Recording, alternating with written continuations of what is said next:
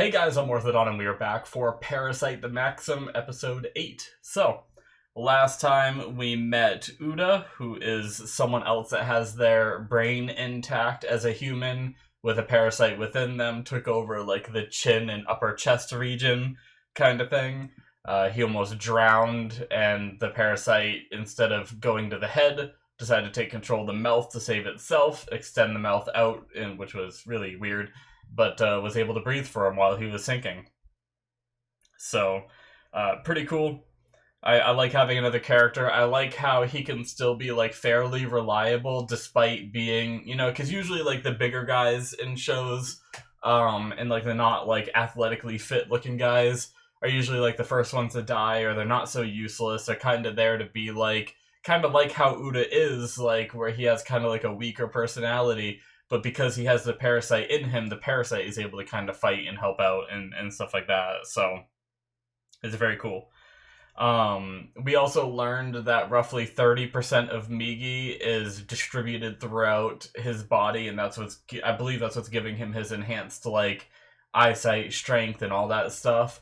But they're not conscious, so they're not going to be able to take over his brain. Hopefully, so as far as they know, anyway.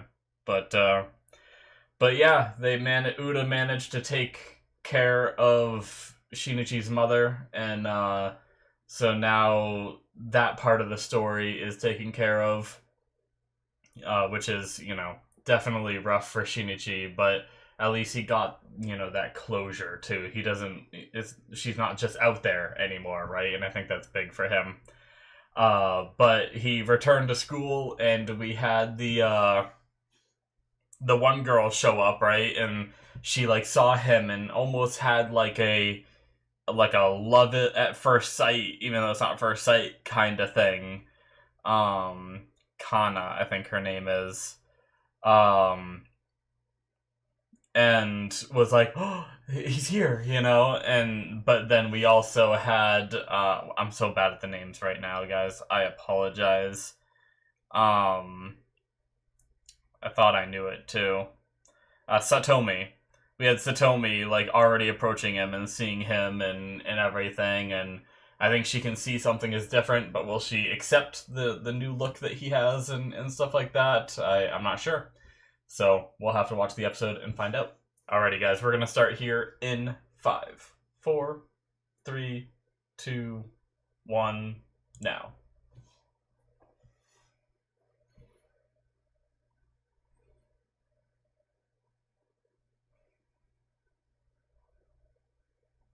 Oh. It was Ryoko, right?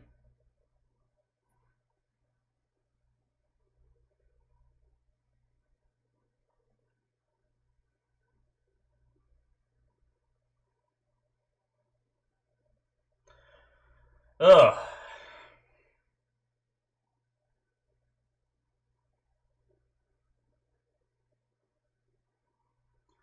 Alright, well. She's sending some parasites working for her to keep an eye on Shinichi. That makes sense, I suppose.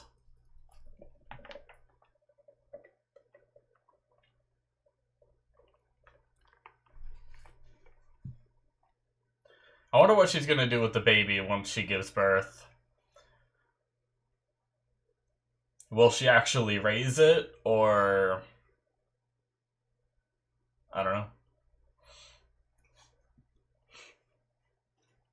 I wonder if the parasites are capable of having any kind of, like, maternal instinct, right? Like... Because even animals have a sort of maternal instinct, so... Like,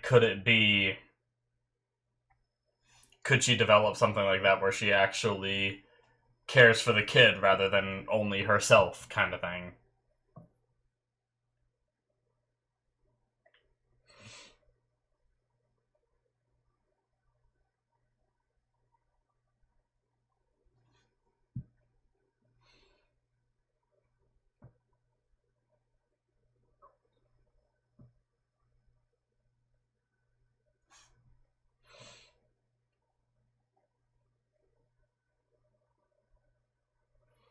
I do like this opening song. very, very much.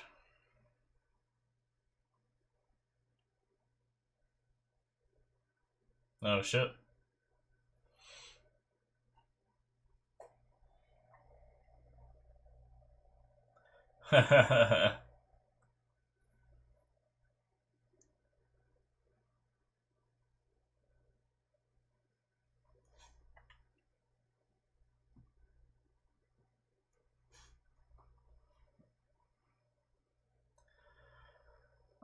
Are those headphones or, like, earmuffs that she's always wearing?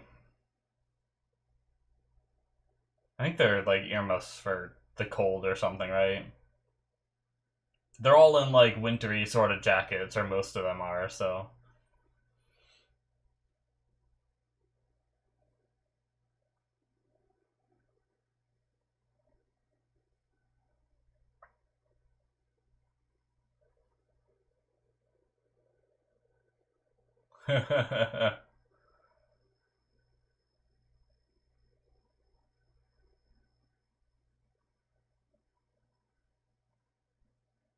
No more glasses. And his hairstyle's a little different. Is he gonna fight him?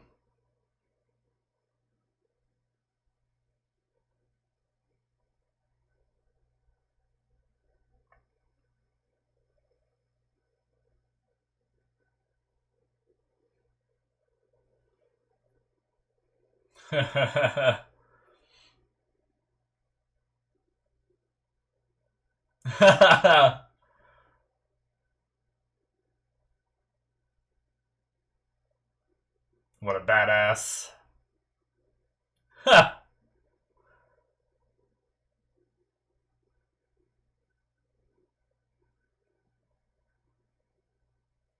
Damn.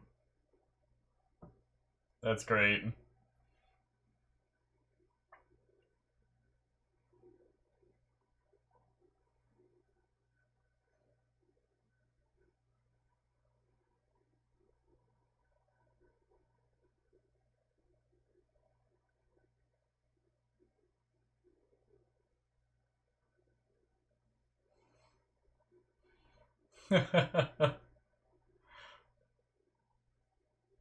Get wrecked, buddy. Deserved.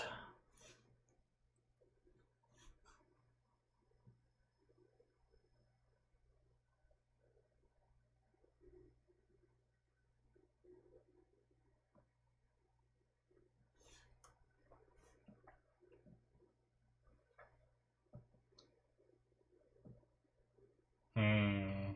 Yeah, he doesn't want to talk about his mom. I mean, there's only so much he can say, too.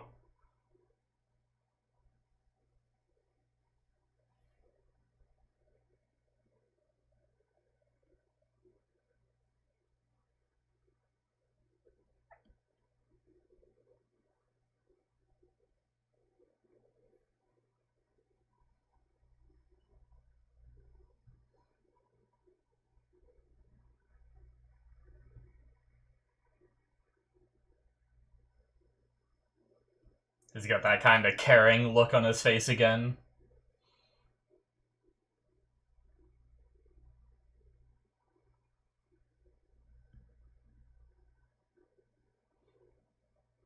Hmm. So it might not be that she's into him, or maybe she just thinks she's into him.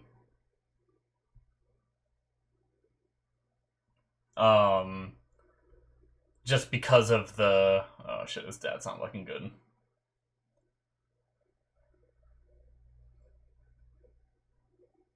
I'll talk more about her in the discussion.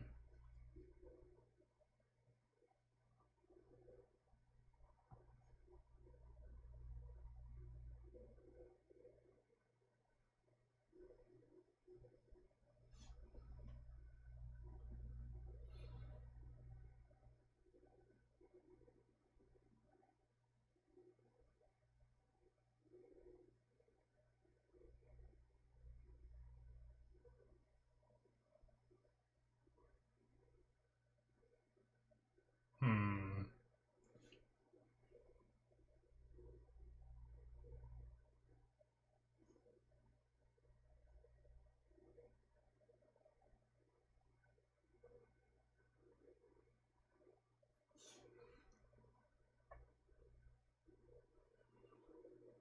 He definitely seems a little bit more like calm and emotionless, sort of. Like he obviously has his moments, like he did for a second there with Satomi, but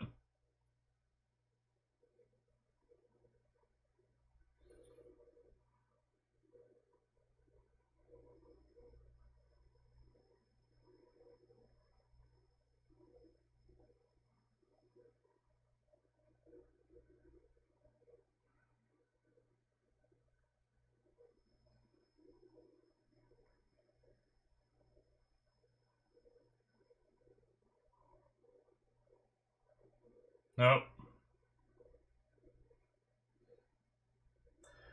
It's focusing so hard and then something loud.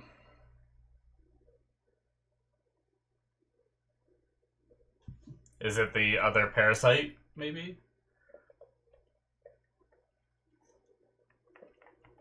Oh.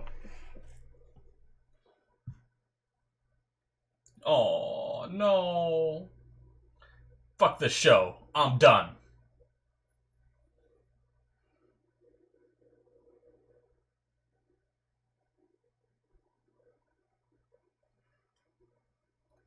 Poor puppy.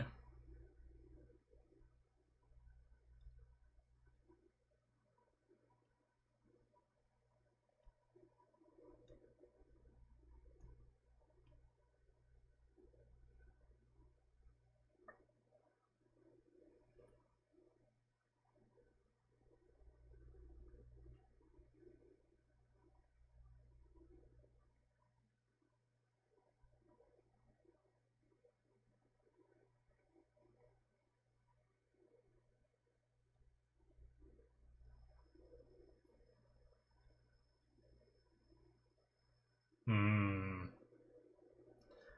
Yeah. Kinda has a little bit, but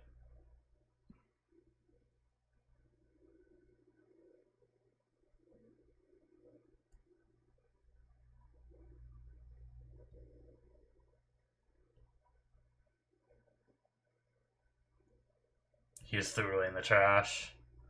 Damn.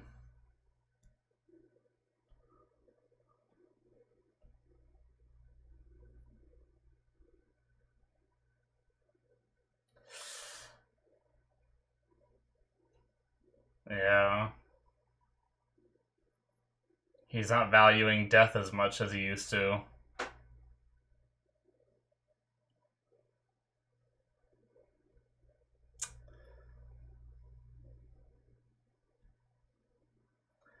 Yeah.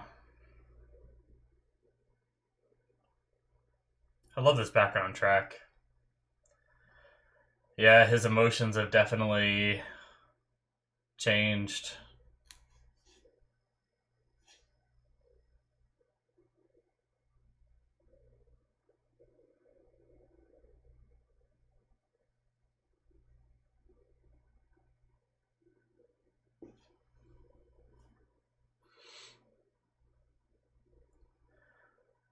Yeah, that's the thing, is his perspective is way more like Migi's now.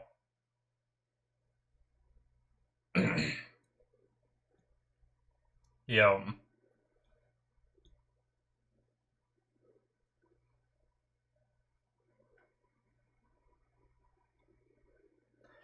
Yep, that's what I was thinking before, is how he sounds a lot more like the Parasites kind of thing.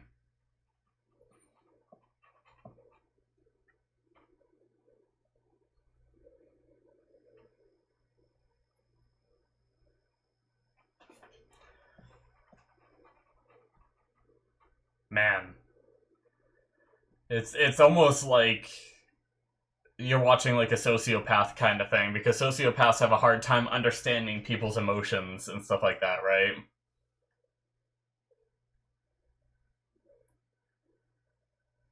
And they have a hard time understanding that, what he did he thought was perfectly fine.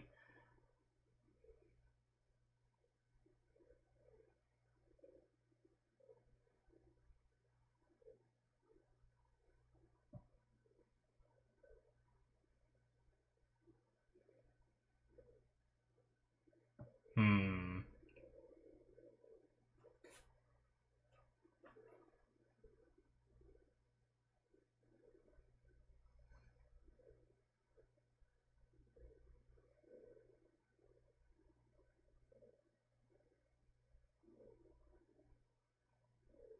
Okay. I mean, that makes sense.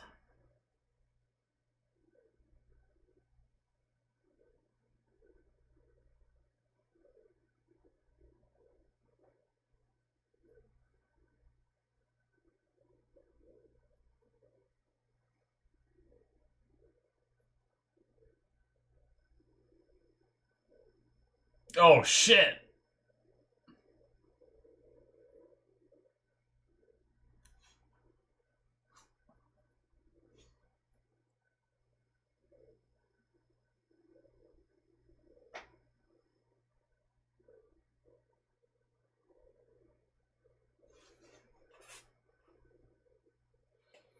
Oh, shit.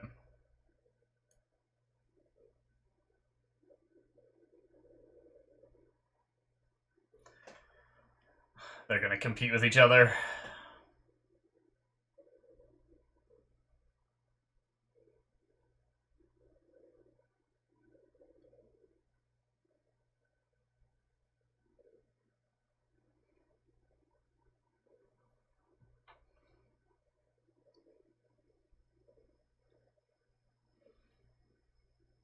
I definitely know Satomi's voice actress. I didn't notice. I don't know if I really noticed it before, but it definitely sounds like someone.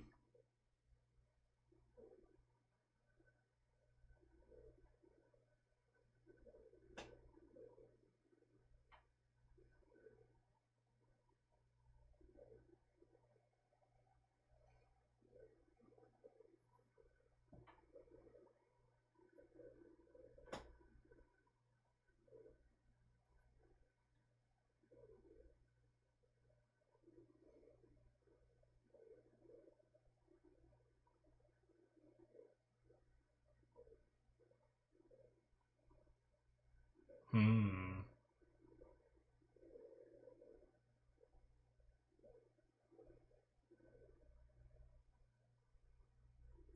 So you managed to figure out right away that Ryoko's the one that sent him.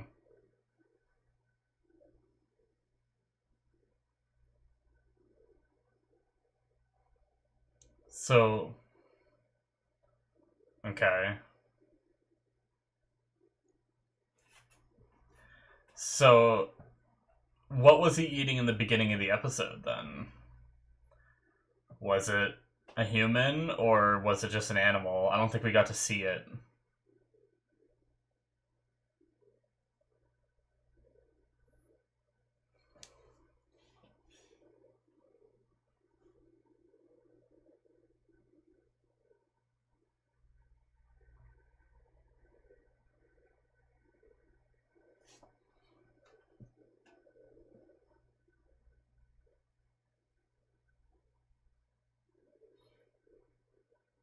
That was a I need to sleep soon, so let's get out of here.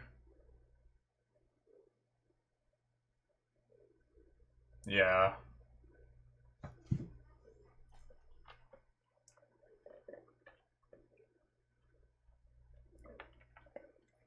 Yep. Hopefully he didn't catch something when he hit him.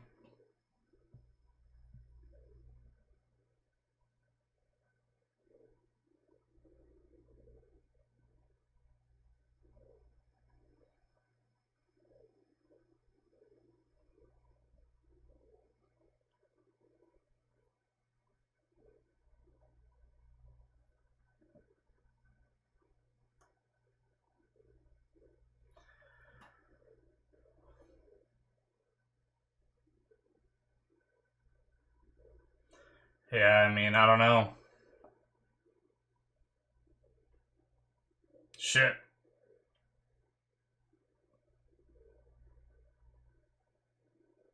Yeah, that face was not good.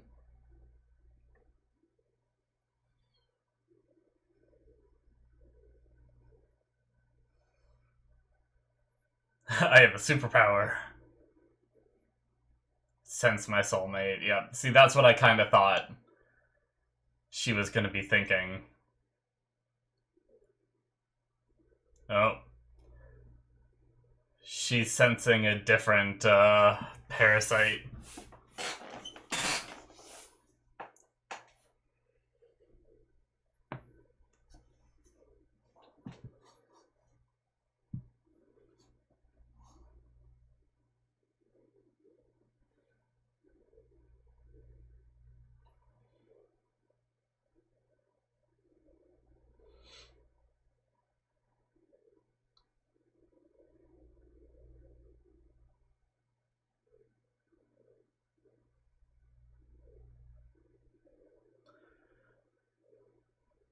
Yeah.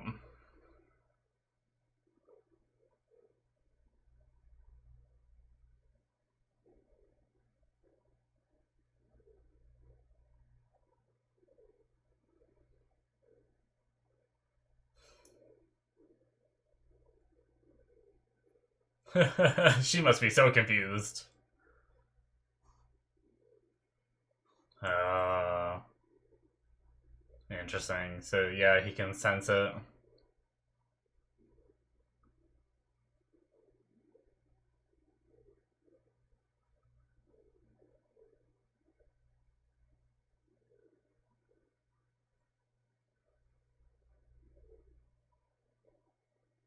Yeah, she let him into that one.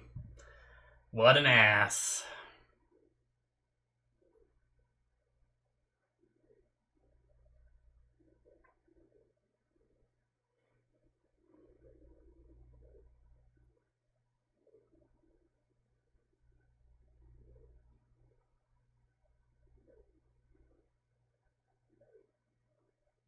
That would make you a dangerous guy, though.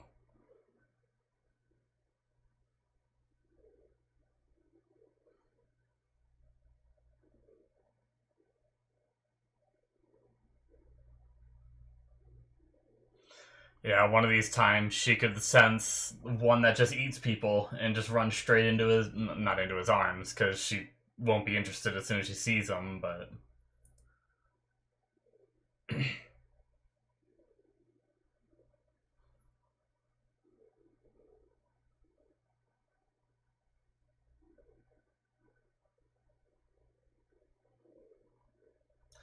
Well, I think he might eat people.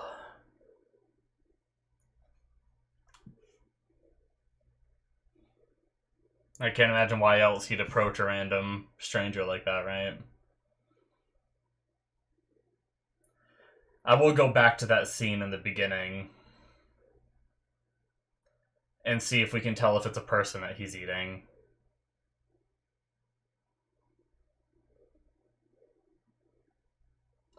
Yeah, he's not sensing any grief for the loss of the mother, whereas look at how the father is.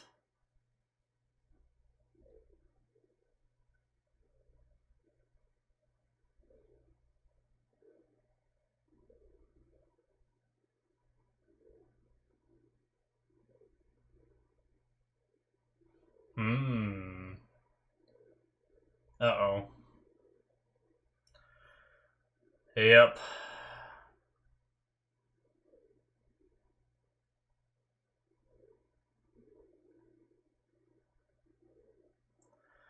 Well, so much for not eating people. I don't even know if I have to go back to the beginning now, because I imagine that was a person that he was eating. But, But yeah, I mean, Ryoko had no problem with eating people, right? Like, Shinichi tried to talk her into, um, tried to talk her into not eating people, right? And just eating what normal humans do, because Migi's fine with it, so they should be able to as well, and she didn't go for it, so it makes sense that the person that is with her wouldn't care either, so. But, but yeah, I will say it is kind of sad. Like, it's definitely interesting story perspective wise, but it's been like one episode and a little more, I feel like, since Shinichi has kind of changed, right? Here we are, we're at the end. That is it, guys, for episode 8. But yeah, it hasn't been too many episodes since Shinichi has kind of changed personality-wise and everything. And kind of like what Satomi said, he's a little more cold. He's more thinking like Migi thinks and everything. And being completely honest, I already kind of miss our old Shinichi. And it's barely been any time at all. And the problem is unless they figure out how to revert what has happened to him um with the 30% of Migi being in his body kind of thing, I don't know that there's any way for him to go back to the way he was before unless he just gets better at faking it, right? Um, but I was saying at one point that, you know, with the way that Shinichi has changed, it's a lot like whenever you watch like those shows that have like sociopaths in them, either as main characters or just in it a lot. You kind of get to see them like the way they are is they have a hard time understanding how to be a normal person. Now, it's kind of weird that that's because they've been like that since birth, typically, where Shinichi hasn't. So I almost feel like Shinichi should know better, right? Like I almost feel like maybe Shinichi's first instinct would be to just throw the dog in the trash. But I feel like he shouldn't have had to question and ask Migi, like, what did I do wrong? Like, I feel like he could have thought about it and realized, like, oh, before this happened to me, I would have never done that. But I don't know, maybe it's just hard for him to question himself and his choices kind of thing. I'm not sure. But yeah, it definitely feels more like a sociopath sort of thing, where it seems like he knows right and wrong, and he can still get angry about things, right? He still got angry about the parasites and how he wants to like reveal them all someday, and had that super angry look on his face. But it seems like there's other things that he has lost, and it's really interesting, but it really stinks because I don't know if there's a way to get our old Shinichi back, and I'm gonna miss that because he was a sweet, good kid, and now he's very, very cold. And I mean, to be fair, there is the other aspect of it where he is a badass, right? It's like we spent a lot of this episode having Satomi see what Shinichi is like, and that's what made it not as like that's what made me miss the old Shinichi. But I gotta say, when he was fighting Mitsuo, that was pretty badass. You know, it's always really cool when a character is just like so much more capable than another character. They can just dodge every punch and everything, even when their like back is turned and stuff like that. And so like that was badass, and I imagine we're gonna get a lot more badass scenes as we move forward with Shinichi being, you know, like basically enhanced and everything. So it was pretty cool. But when it comes to the more emotional aspects of his life, like when he's communicating with his father, who is going through some shit, and Shinichi's just being very cold about it and everything, like he lost his mother, and Shinichi is still just walking around, like moving on, talking about hiring a housekeeper and stuff like that, and not really showing how he feels in that regard, you know? And so I don't think it's just that he can't cry, right? He almost can't show the emotion, but I do think that there is, deep down, that emotion is still there, right? So I don't know. I guess we'll have to see more, but yeah, I felt bad for the dad. He's just kind of sitting there in the dark, drinking and letting himself go and all that. But I mean, he just lost his wife, so I don't know what more I would expect. Um, but yeah, with Kana sensing Shinichi, or at least her thinking, you know, it's only Shinichi that she's sensing. Obviously, she's questioning it now, but earlier in the episode, I started saying something, and it was pretty much what she said at the very end.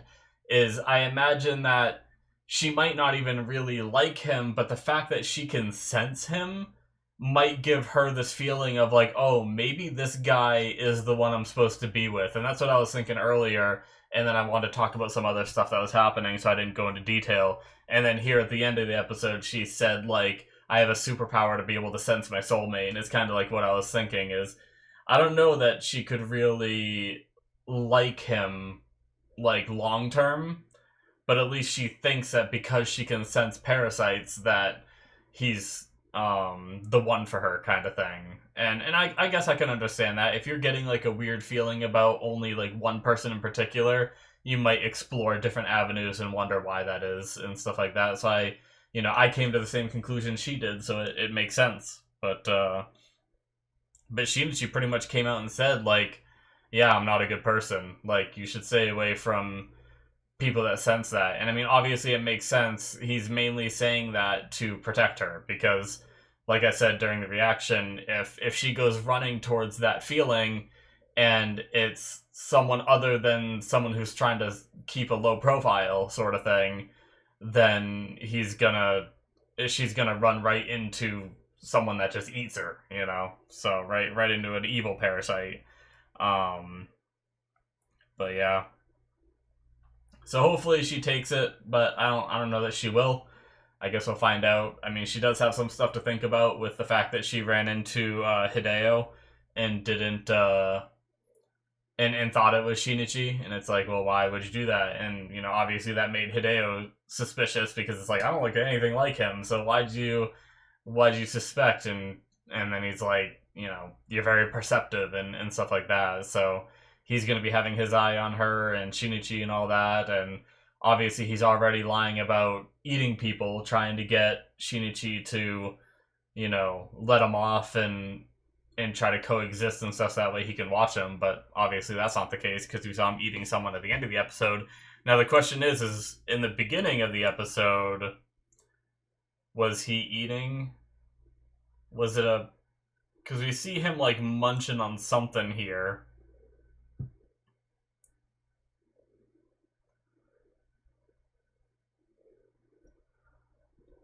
Yeah, so far I don't really see... I can't really see what he's eating.